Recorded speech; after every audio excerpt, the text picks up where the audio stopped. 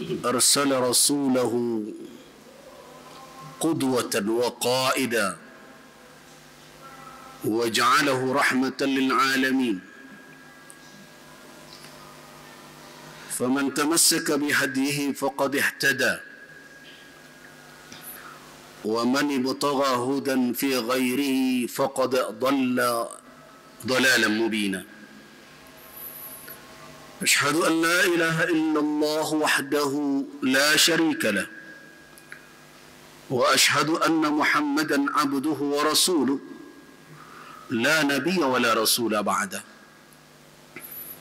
اللهم صل وسلم على علم الهدى سيدنا المصطفى وعلى آله وأصحابه ومن والاه أما بعد عباد الله أوصيكم ونفسي بتقوى الله وأقول لكم ما قاله الرسول صلى الله عليه وسلم اتق الله حيثما كنت واستمعوا أيها الناس لما قاله سبحانه وتعالى في كتابه العزيز يا أيها الذين آمنوا اتقوا الله حق تقاته ولا تموتن إلا وأنتم مسلمون وقوله يا أيها الذين آمنوا اتقوا الله وقولوا قولا سديدا يصلح لكم أعمالكم ويغفر لكم ذنوبكم ومن يطع الله ورسوله فقد فاز فوزا عظيما فاتقوا الله أيها الناس واجعل التقوى زادكم في هذه الحياة الدنيا استقبالا للحياة الآخرة فتزودوا بالتقوى كما أمرنا سبحانه في قوله وتزودوا فإن خير زاد التقوى واتقون يا أولي الألباب صدق الله العظيم عباد الله أذكركم بهذه الخطبة القصيرة بما قاله تبارك وتعالى في قوله لقد جاءكم رسول من أنفسكم عزيز عليه ما عنتم حريص عليكم بالمؤمنين رؤوف رحيم صدق الله العظيم Jamaah Jumaah rahimakumullah. Tidak ada seorang pun muslim akan berbeda pendapat. Kalau kita berbicara tentang pemimpin yang terbaik dalam kehidupan dunia ini untuk kemaslahatan dunia dan akhirat, tentu adalah Rasulullah sallallahu alaihi wasallam sebaik-baik pemimpin. Beliaulah teladan yang sempurna dalam kehidupan dunia. Kalau kita berbicara bagaimana seorang pemimpin membawa kemaslahatan, tidak hanya sebatas kemaslahatan duniawi, tetapi juga kemaslahatan ukhrawi. Setiap muslim kalau ditanyakan itu, saya yakin akan menjawab demikian. Namun persoalannya adalah ketika telah sampai pada kesimpulan tersebut, sebagian dari umat Islam tidak melanjutkan apa yang telah dia simpulkan itu. Kalau memang Rasulullah sallallahu alaihi wasallam adalah uswatun hasanah, tauladan yang baik, bukan hanya dalam perkara bagaimana cara salat, bukan hanya perkara bagaimana menata hubungan dengan Allah saja, tetapi juga perkara bagaimana menata hubungan sesama manusia sesuai dengan apa yang diridhai oleh Allah Subhanahu wa taala. Semestinya seorang muslim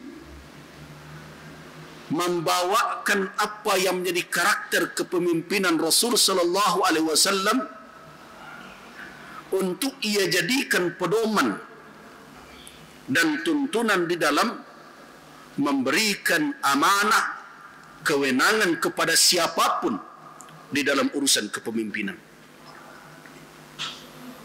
Tapi sayang sekali, ketika sudah berbicara tentang apa yang terjadi di lapangan, apalagi di saat-saat seperti sekarang, yang menjadi ukuran bagi manusia Muslim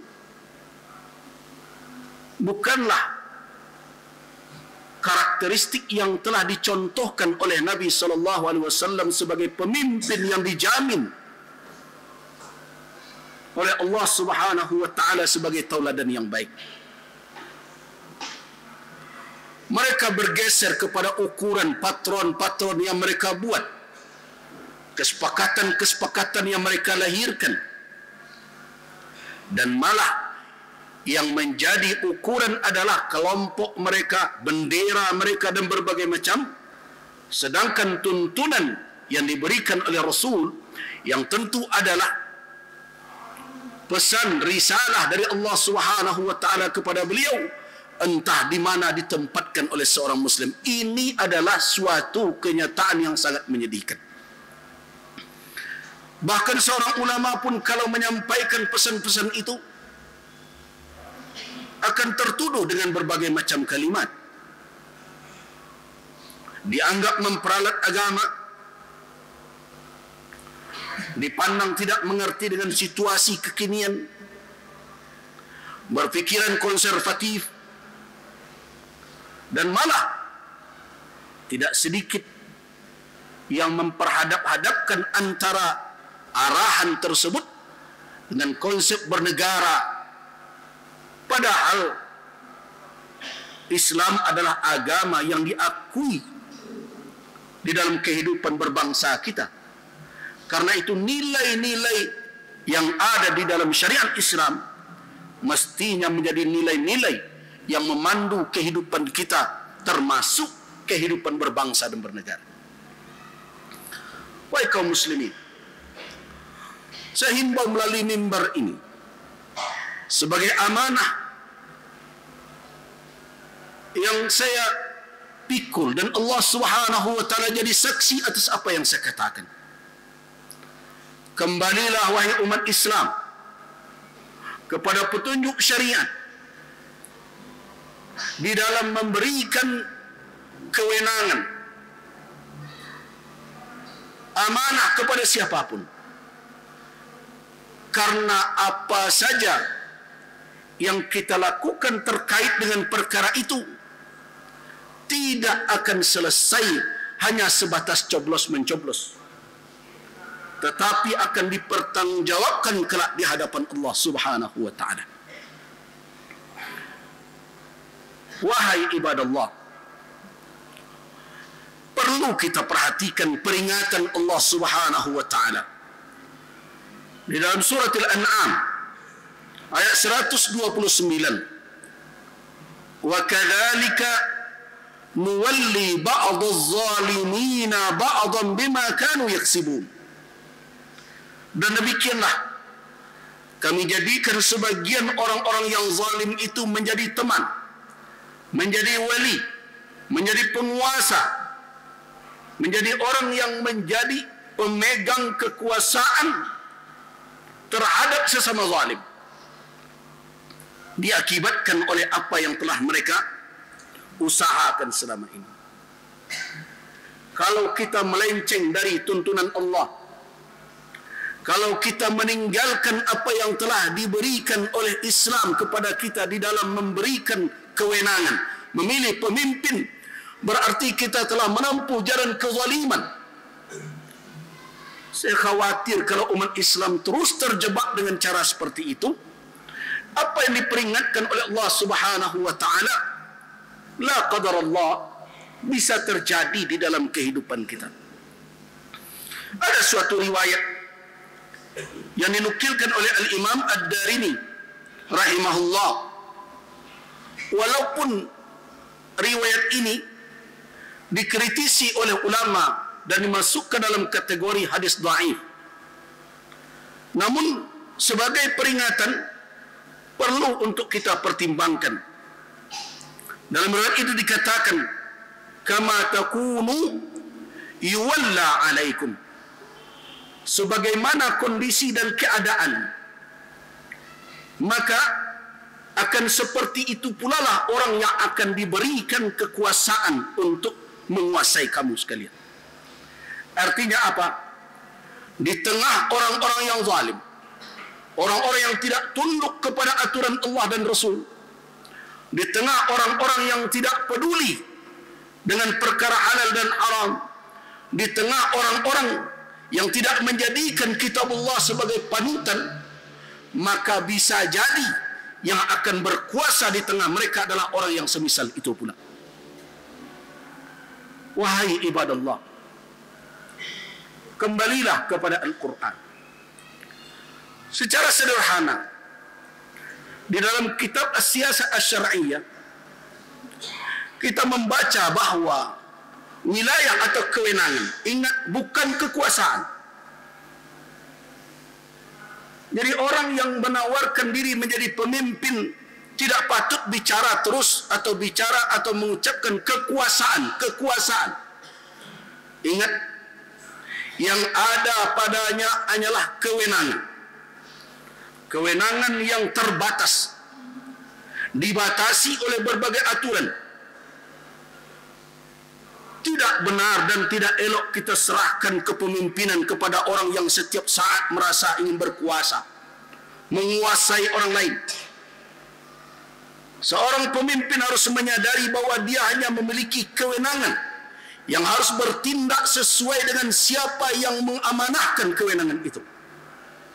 Dan tentu yang pertama sekali adalah Allah Subhanahu wa Ta'ala yang harus dia jaga perintahnya, aturannya, pantangan larangannya. Itu adalah prinsip awal yang harus kita lihat kepada seorang pemimpin. Apakah dia orang yang merasa memiliki kewenangan atau memiliki kuasa? Kemudian, Bapak-bapak jamaah Jumat rahimakumullah, sering mendengarkan doa yang diajarkan oleh Nabi sallallahu alaihi wasallam. Doa ini doa yang kita baca ketika kita berakhir dalam satu majlis.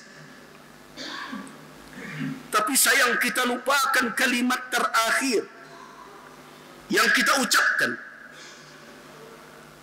Diriwayatkan oleh Al-Imam At-Tirmidzi dari Abdullah bin Umar radhiyallahu anhuma. Apa kata Ibnu Umar? Qallama kana Rasulullah sallallahu alaihi wasallam yaqumu min majlisin. Jarang sekali Rasulullah sallallahu alaihi wasallam berdiri dari suatu majlis hatta yad'u biha ula'id da'awat li ashabi. Melainkan beliau berdoa dahulu dengan kalimat-kalimat sebagai berikut untuk para sahabat beliau yang hadir dalam majlis itu. Apa bunyi kalimat itu? Allahumma qsim lana min khasyatika ma ya'ulu bainana wa baina ma'asik wa min ta'atika ma tuballighuna bihi jannatak wa min al-yaqin ma tuhawwinu bihi alaina musibatid dunya wa matti'na bi asma'ina wa absarina wa quwwatina ma ahyaytana waj'alhu al-warisa minna waj'al tha'rana ala man zalamana wansurna ala man adana wa la taj'al musibatana fi dinina wa la taj'al ad-dunya akbara hammina wa la mablagha ilmina. Dan terakhir kalimat itu yang menjadi catatan penting oleh umat Islam dalam kondisi keadaan seperti sekarang, apa bunyinya? Wala tusallid alaina man la yarhamuna. Wala tusallid alaina man la yarhamuna. Jangan engkau berikan sultah, kewenangan ya Allah kepada orang yang tidak punya rasa sayang kepada kami, yang tidak punya rahmah. Nah, kalau kita berbicara tentang Rasulullah, kalau memang kita akui Rasul sebagai qaid, sebagai pemimpin manusia dunia dan akhirat, apa yang dikatakan oleh Allah di akhir-akhir surat At-Taubah tadi yang saya bacakan di awal khutbah tadi, laqad ja'akum rasulun min anfusikum azizun 'alaihi ma anittum harisun 'alaikum bil mu'minina raufur rahim. Perhatikan ayat itu, ujung ayat tersebut, bil mu'minina raufur rahim. Dengan orang-orang beriman penuh rasa ra'fah, hibah, rahimun, penuh rasa kasih sayang. Jadi pemimpin yang akan dipilih itu pemimpin yang punya rahmah, pemimpin yang memandang rakyatnya sebagai manusia, bukan hewan. Pemimpin yang memandang rakyatnya dengan rasa hibah, sedih melihat penderitaan, susah hatinya melihat yang dipimpinnya itu dalam kesusahan. Dia yang merasakan terlebih dahulu kesedihan sebelum rakyatnya menangis merasakan kesedihan itu. Nah, kalau kita berbicara tentang penerus Nabi, itulah Abu Bakar As-Siddiq, itulah Umar bin Khattab. Hai kaum muslimin, bagaimana Umar menolak memakan makanan yang lezat sebelum rakyatnya memakan itu? Bagaimana Umar merasa bertanggung jawab walaupun seekor binatang tunggangan tertarung, terjerembab karena jalan yang tidak datar di Irak sana, Umar akan ditanya. Begitu rasa yang hadir pada diri seorang pemimpin. Nah, kalau kita bicara tentang siasat syariah, politik syar'i, sebagaimana yang dikemukakan oleh Ibnu Taimiyah rahimahullah misalnya, bahwa wilayah kekuasaan atau wilayah kewenangan sebenarnya berdiri atas dua rukun. Dua rukunnya secara sederhana beliau katakan. Yang pertama adalah quwwah, yang kedua adalah amanah. Yang pertama kekuatan, yang kedua amanah. Kekuatan apa? Kekuatan bukan berarti kasar, bukan berarti berani bertindak sewenang-wenang, tapi kekuatan kalbu yang punya keberanian untuk menjadikan orang yang kuat lemah di hadapannya apabila orang yang kuat itu berada pada posisi yang zalim. Itu makanya Abu Bakar As-Siddiq ketika diangkat dari khalifah mengatakan, qawiyukum, orang yang kuat di antara kalian lemah di hadapanku sampai aku ambil hak orang lain kalau ada di tangannya. Dan orang yang lemah apabila haknya dirampas orang, kuat di hadapan saya, kata Abu Bakar, sampai saya kembalikan haknya kepadanya. Kekuatan di dalam bersikap, tapi lembut dan hibah terhadap siapa saja yang perlu untuk dia perhatikan. Nah, inilah yang perlu dihadirkan di dalam kehidupan kita, wahai kaum muslimin, sebagai pemimpin yang mudah-mudahan dengan izin Allah melalui tangannya kita mendapatkan kemaslahatan di dunia dan keselamatan di akhirat. Wahai ibadallah, pemimpin yang punya rasa rahmah, rasa hibah dan sayang, tidak akan pernah menutup telinga dari masukan siapapun seperti apapun kalimat yang sampai kepadanya. Pemimpin yang punya rasa hibah tidak akan pernah tenang batinnya dalam mencari solusi atas masalah yang dihadapi oleh rakyatnya. Pemimpin yang punya rasa hibah akan terus meminta nasihat agar jangan sampai dia berlaku zalim kepada rakyatnya. Lihat Umar bin Khattab sebagai salah satu contoh. Ketika Umar berfikir, tampaknya orang-orang di Madinah sudah mulai meninggikan mahar terhadap wanita secara berlebihan. Sejauh yang dia tahu, tidak ada wanita yang terbaik di muka bumi ini, yaitu istri-istri Rasul, ummahatul mukminin dan putri-putri Nabi, yang melebihi maharnya dari 40 dinar. Tidak ada. Karena itu Umar bin Al-Khattab suatu kali berpidato di mimbar Nabi sambil berkata, saya lihat kamu sekalian telah meninggi-ninggikan mahar. Kalau itu karena ketakwaan, karena kemuliaan, tentu tidak ada yang lebih bertakwa dan lebih mulia dibandingkan wanita-wanita yang ada kaitan dengan Rasul, yaitu istri-istri Nabi dan putri-putri Nabi.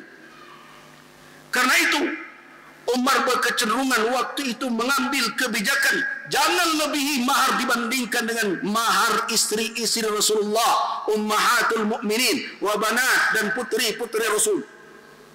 Kebijakan. Ketika Umar turun dari mimbar, fa'aradat alaihi imra'atu min Quraisy. Dia dihadang oleh seorang wanita dari Quraisy sambil berkata, "Ya Umar, apakah qaul Allah, perkataan Allah yang akan kami turut, atau perkataan engkau?" Kata Umar, qaul Allah, perkataan Allah. Terus kenapa engkau larang kami para wanita menerima mahar seberapapun yang diberikan oleh laki-laki? Bukankah di dalam Al-Quran dikatakan, wa ataitum ihdahunna qintara, engkau berikan kepada wanita jumlah harta yang banyak. Al-Quran tidak membatasi, kenapa engkau membatasinya? Mendengarkan itu apa kata Umar bin Khattab? Kullu nasin afqah minka ya Umar. Tampaknya semua orang lebih faqih daripada engkau wahai Umar. Surat Umar ke mimbar dan mengatakan, untuk sekarang wanita ini yang benar, saya cabut tadi keputusan tadi. Silakan orang berhak mempergunakan hartanya sesuai dengan apa yang diinginkannya. Pemimpin yang baik tidak akan menutup telinga dan tidak akan tersinggung ketika harus ditegur dan diperingatkan. Itulah sifat rahmah. Karena sifat rahmah akan melahirkan kelapangan. Barakallahu wa lakum fil Qur'anil Karim wa nafa'ani wa iyyakum ma fihi minal ayati dzikril hakim. Aqulu qawli hadza wa astaghfirullah li wa lakum minal ghafurur rahim.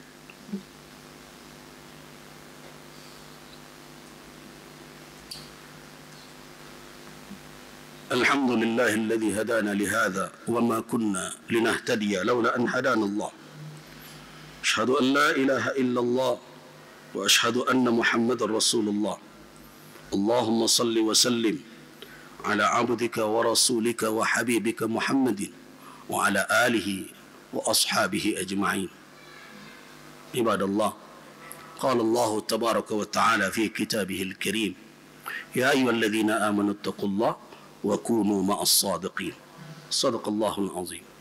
Ibadallah, menentukan pemimpin merupakan amanah yang semestinya diserahkan kepada orang-orang yang punya kapabilitas untuk memilih. Karena itu di dalam kajian syariat Islam yang disebut dengan siasah syariah atau politik syar'i, sebenarnya untuk mewujudkan kepemimpinan itu ada dua kelompok yang menjadi rukun utama. Yang pertama adalah yang pantas dipilih, yang kedua adalah yang patut atau yang pantas memilih. Ahlul imamah dan ahlul ikhtiyar.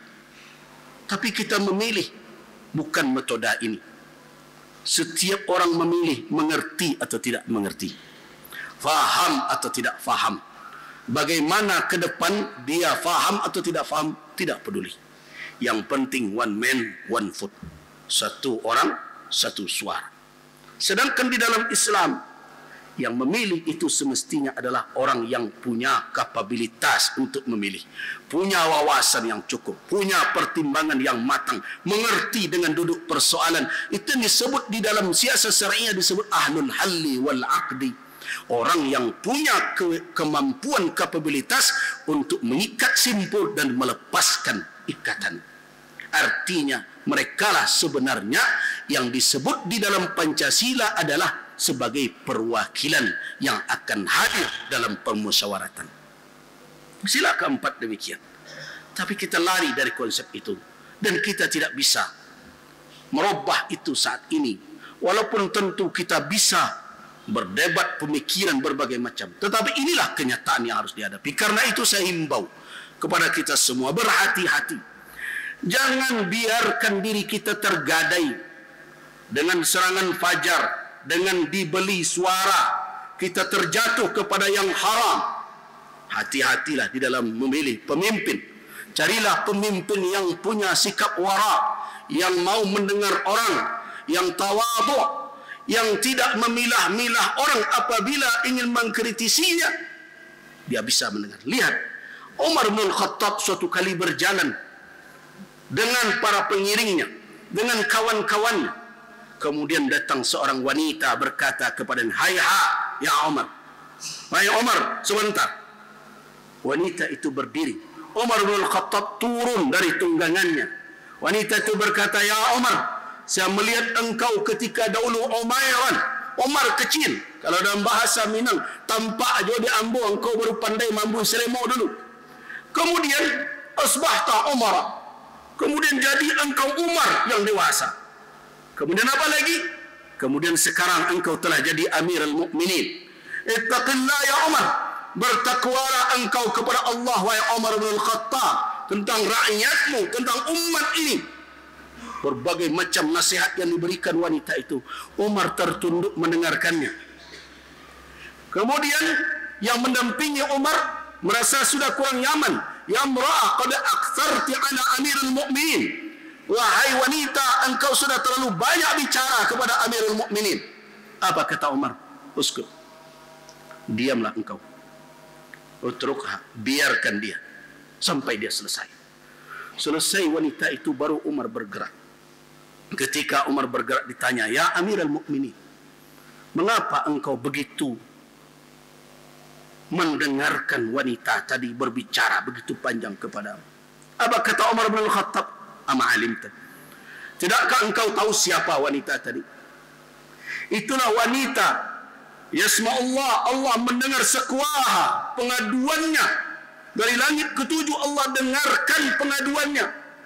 Itulah Khawlah binti Sa'labah. Dan apalah nilai seorang Umar kalau tidak mendengarkan apa yang dikomentari, apa yang disampaikan."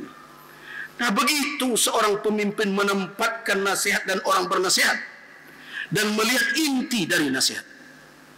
Inilah yang kita butuhkan wahai kaum muslimin. Dan itu amanah di pundak kita. Bukan hanya amanah konstitusi bagi umat Islam, tapi itu adalah amanah din, agama yang akan dia pertanggungjawabkan sampai ke akhirat kelak. Innallaha wa malaikatahu yusalluna 'alan nabi. Ya ayyuhalladzina amanu sallu 'alaihi wa sallimu taslima.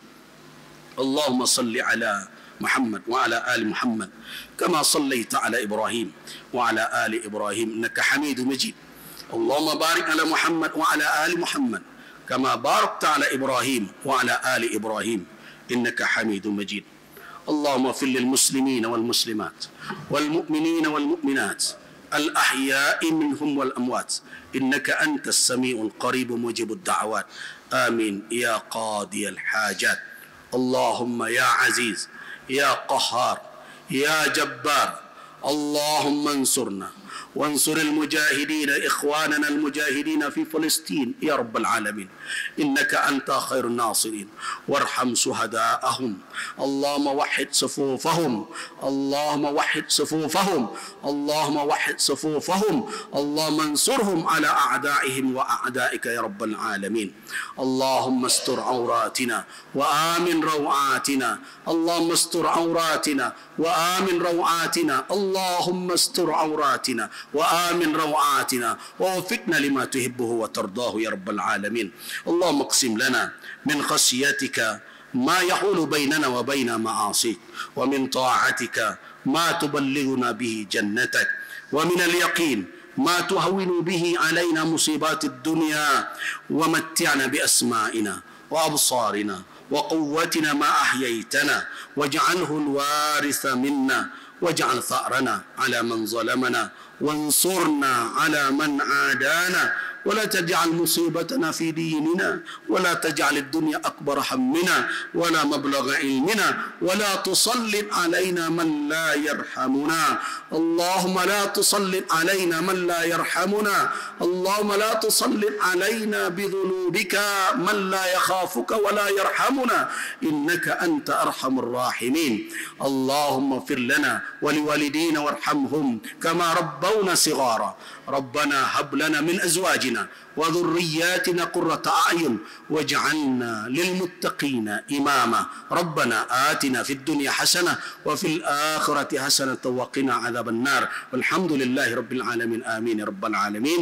عباد الله، إن الله يأمر بالعدل والإحسان وإيتاء ذي القربى وينهى عن الفحشاء والمنكر والبغي يعظكم لعلكم تذكرون. فاسألوه من فضله يعطكم، واشكروه على نعمه يزدكم، واذكروا كثيرا ولا ذكر أكبر. أقيموا الصلاة.